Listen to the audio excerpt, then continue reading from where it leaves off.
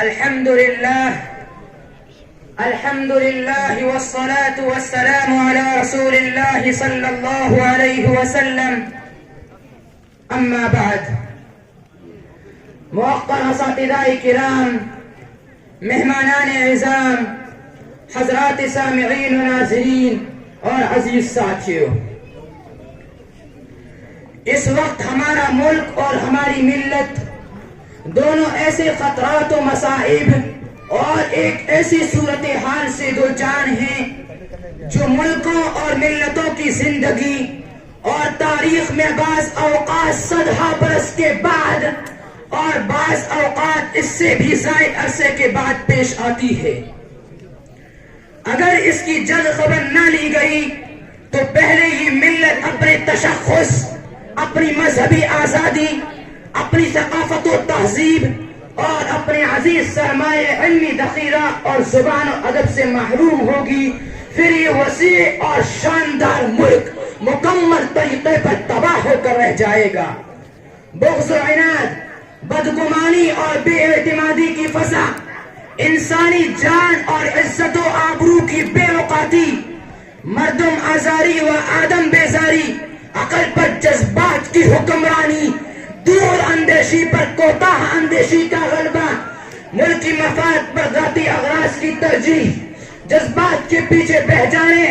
اور کھوکھلے نعروں کے پیچھے دیوانہ بن جانے کی عادت ایک ایسا زہر ہے جو بڑی سے بڑی قوم اور ملک کی ہستی کا خاتمہ کر دیتا ہے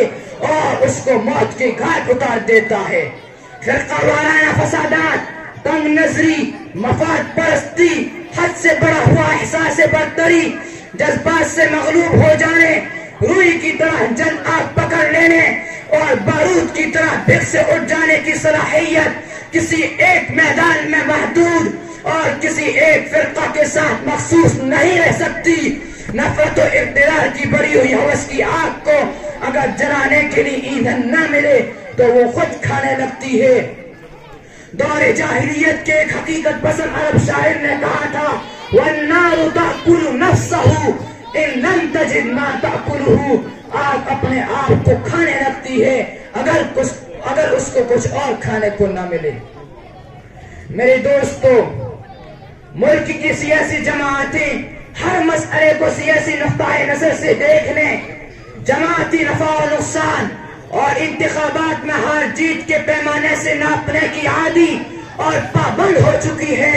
وہ تخریب میں اپنی تعمیر، تفریق میں اپنا اتحاد اور دوسروں کے نقصان و مصیبت میں اپنا فائدہ اور اپنی ترقی سمجھتی ہے. جس ملک میں انسانی جان اتنی ارزاں ہو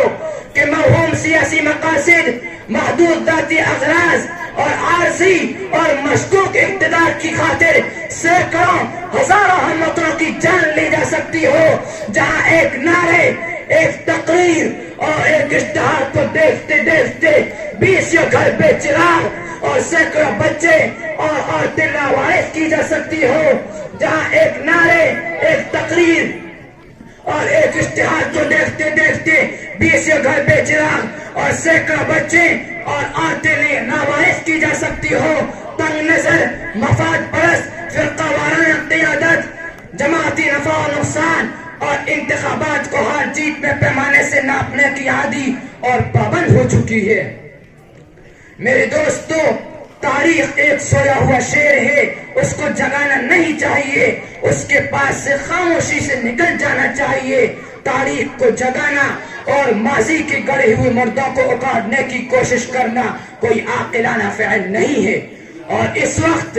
ملک کو جن حقائق اور مسائل کا سامنا کرنا پڑا ہے اس میں اس کی کوئی گنجائش بھی نہیں ہے. اس سے ملک نئی نئی مشکلات اور غیر ضروری نزاعات میں پڑ جائے گا اور ترقی